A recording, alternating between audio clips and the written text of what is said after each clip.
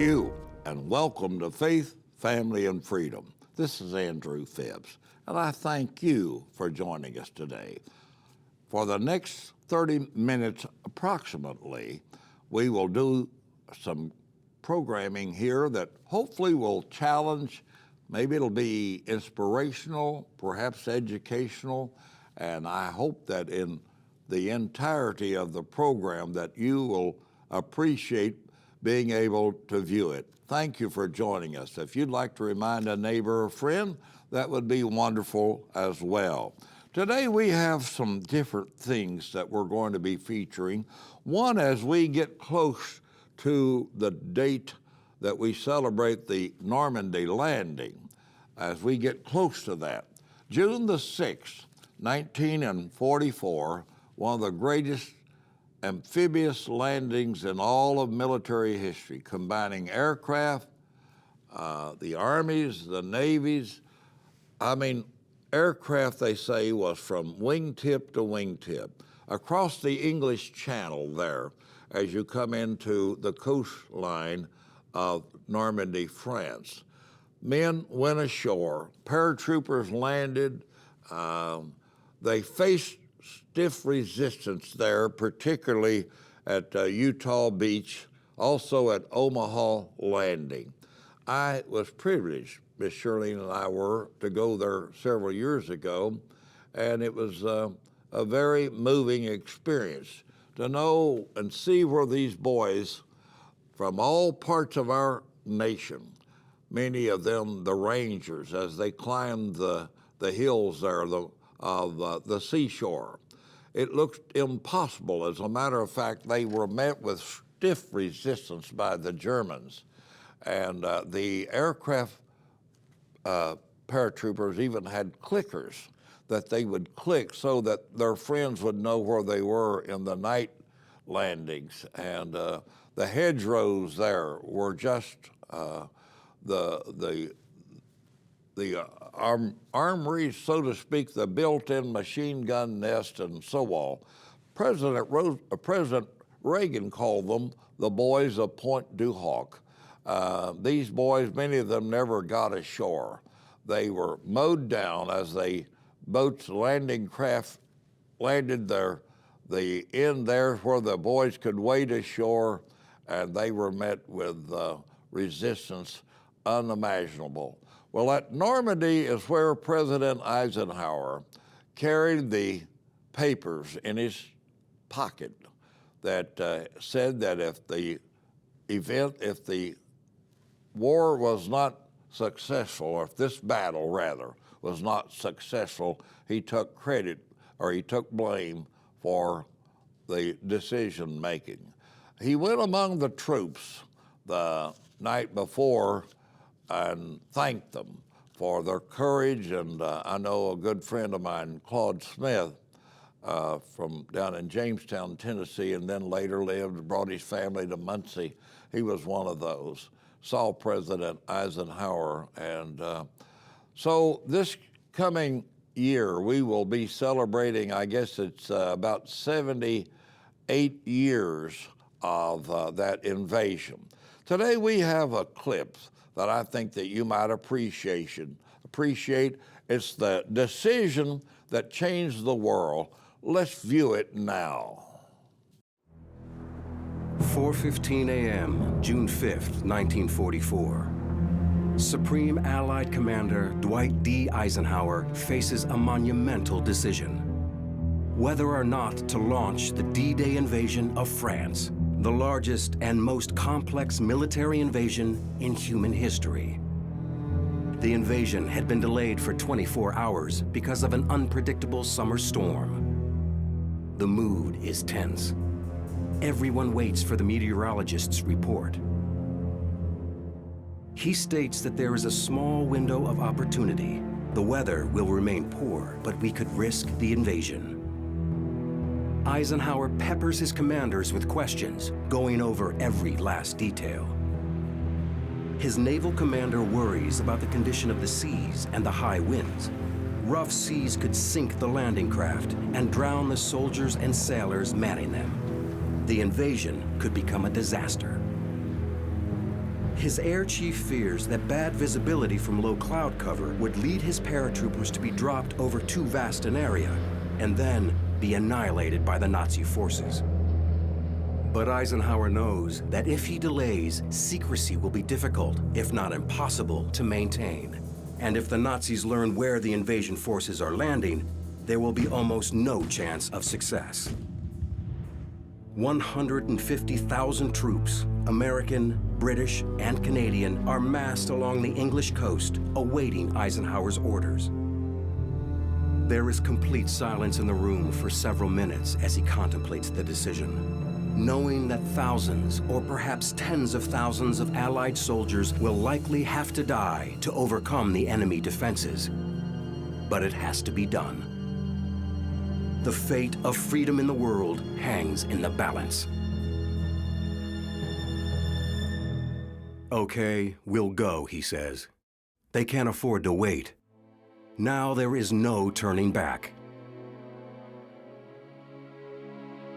That evening, Eisenhower makes a surprise visit to the paratroopers of the U.S. 101st Airborne Division shortly before they board their planes. He walks from group to group, wishing them good luck and asking them where they're from, searching for someone from his hometown of Abilene, Kansas. He never finds one that night. Before the invasion, Eisenhower had written a short message, the order of the day for the invasion troops. A copy of the message was provided to each soldier to take with him. Soldiers, sailors, and airmen of the Allied Expeditionary Force, you are about to embark upon the great crusade toward which we have striven these many months. The eyes of the world are upon you. The hopes and prayers of liberty-loving people everywhere march with you. In company with our brave allies and brothers in arms on other fronts, you will bring about the destruction of the German war machine, the elimination of Nazi tyranny over the oppressed peoples of Europe, and security for ourselves in a free world. Your task will not be an easy one. Your enemy is well-trained, well-equipped, and battle-hardened. He will fight savagely. The tide has turned. The free men of the world are marching together to victory. I have full confidence in your courage, devotion to duty, and skill in battle. We will accept nothing less than full victory. Good luck, and let us all beseech the blessing of Almighty God upon this great and noble undertaking.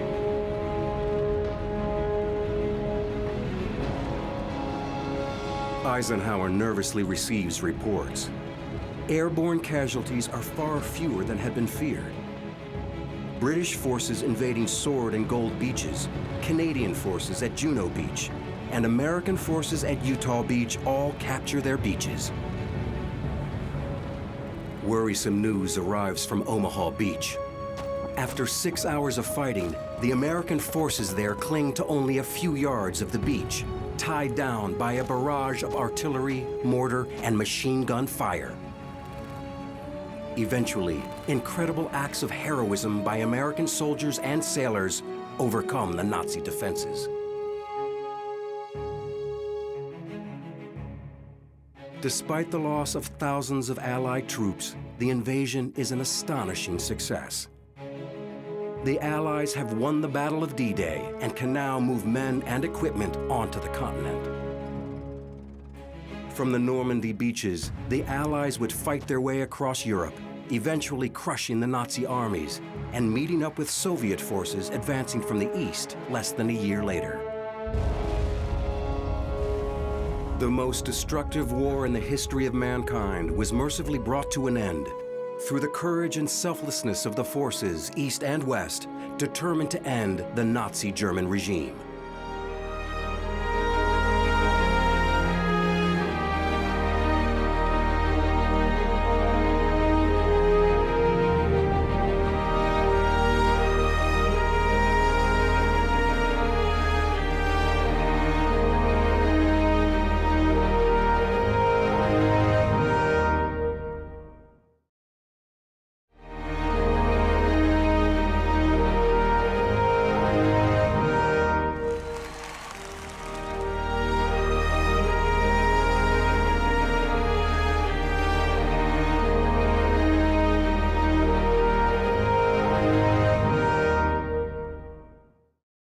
It's time to plan for the 47th Annual Southern Gospel Singing at Sea Cruise.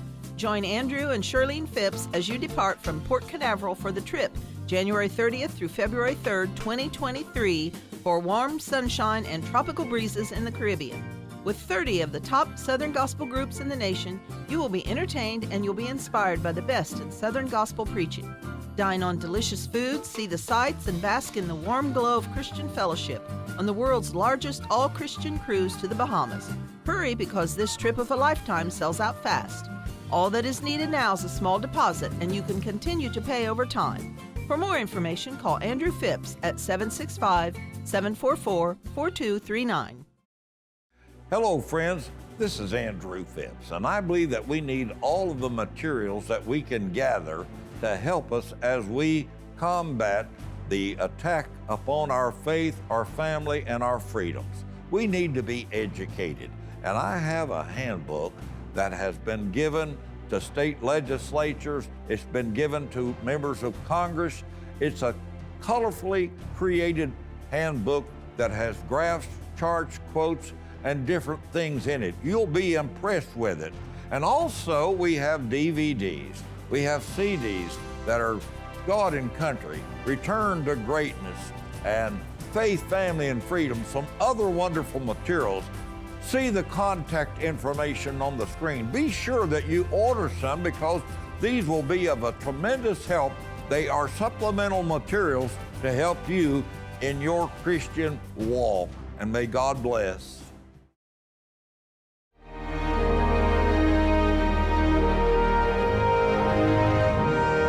Hi, I'm the pastor of Faith Baptist Church in Layton, Utah, and my name is Chuck Bickle. And it's my honor to introduce to you my dear friend, Andrew Phipps, and his ministry, Faith, Family, and Freedom.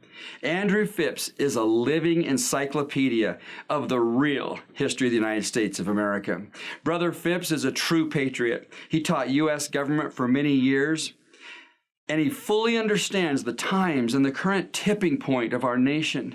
He knows our government, how it was formed, how it was designed to operate, and Andrew Phipps knows the price that our forefathers paid to establish the United States of America.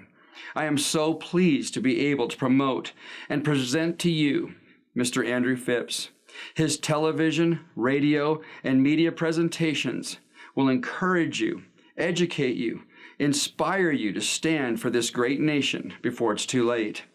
I've had the privilege of traveling to the United States Capitol with Brother Phipps, and I have personally witnessed his ability to discuss our nation and its amazing biblical heritage, its current conditions, and the potential biblical solutions with the powerful elected officials of our land.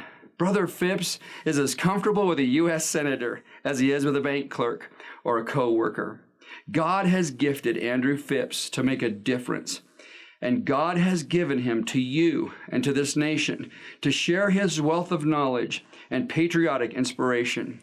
We need men like Andrew Phipps influencing and educating this nation now more than ever before. Now I invite you to join Brother Andrew Phipps on today's quest to save America as he inspires this nation in the areas of faith, family, and freedom. Well, friends, we certainly have appreciated being able to share with you some good information, and hopefully you have appreciated the materials already shown.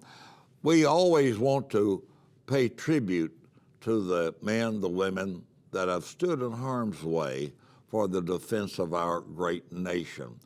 Tom Brokaw called the World War II people the greatest generation. I don't think there are many that argue with that. These brave men, as I said, that went ashore there at Normandy, they had come through the Great Depression. They had seen, they knew what scarcity was all about.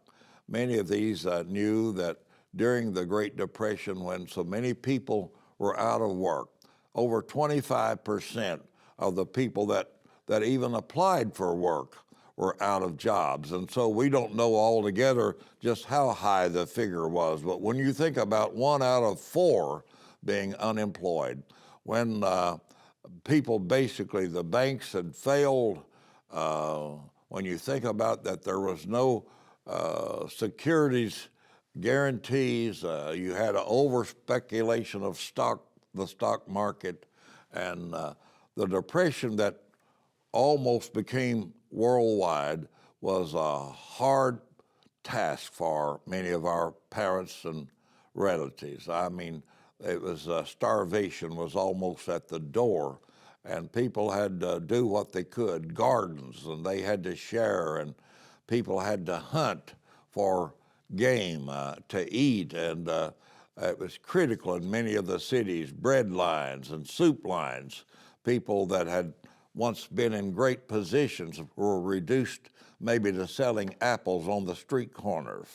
And so it was a humiliating process, as well as one that physically was challenged, just getting enough food to survive. Of course, the weather in many areas didn't cooperate. You had the Dust Bowl out in the Kansas and Nebraska areas, and you had flooding later. 1937 was a great time of floods in many places, the Ohio River Basin and other areas.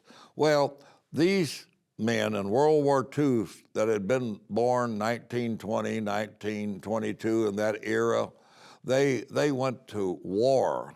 They'd already experienced hard times, but they had a desire to defend this country at all costs. And of course, the women, they went to work. They called them Rosie the Riveter. The ladies went into the factories and they made shell casings. They helped build airplanes. President Roosevelt ordered 50,000 airplanes at one time. We went through shortages of where stuff was rationed. You had to have a ration book to get just many items, whether it was sugar or to get a tire for your car, or many things that was being pushed and kept for the war effort. So it was a tough time, but people also were strengthened by their faith in God. And sometimes in these situations, we find that our faith does get challenged, and oftentimes we are the better for it. And we're not certainly wishing for bad times, but we know that God is able to do exceeding abundantly above all that we ask or think. We're going to enjoy something now that I've always liked. Brother Martin Cook, my good friend with the Inspirations, died February the 23rd of this year. He wrote this song. I don't think the fellows sang it very much, but I like it, and this was sung at our church, Liberty Baptist Church in Muncie. The song says, "I Just Heard from Heaven."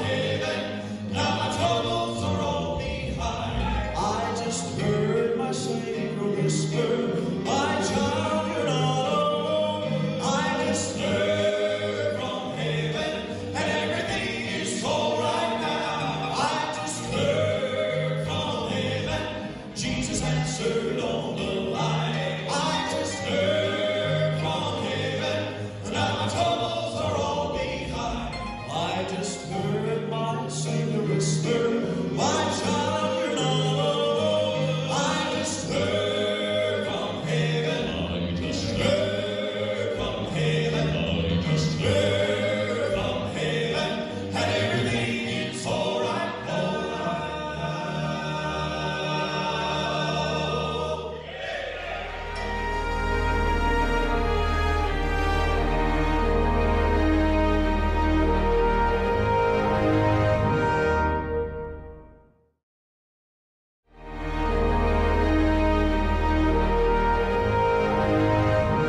And if you or your church people would help us advertise our program, for that we would be grateful. And we're seeing more and more people when we go places to speak that tell us they enjoy the program.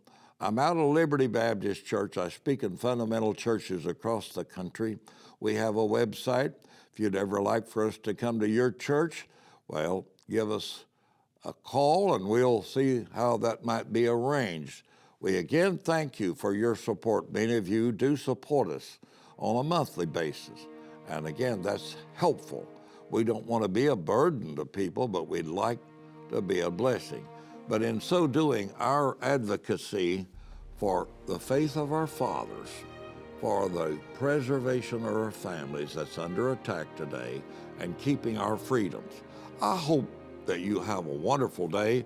Be sure and join us at the next opportunity. But until then, this is Andrew Phipps wishing you a great day. Phipps, Faith, Family, and Freedom, presented by Clemens Home Solutions and Heritage Funeral Care.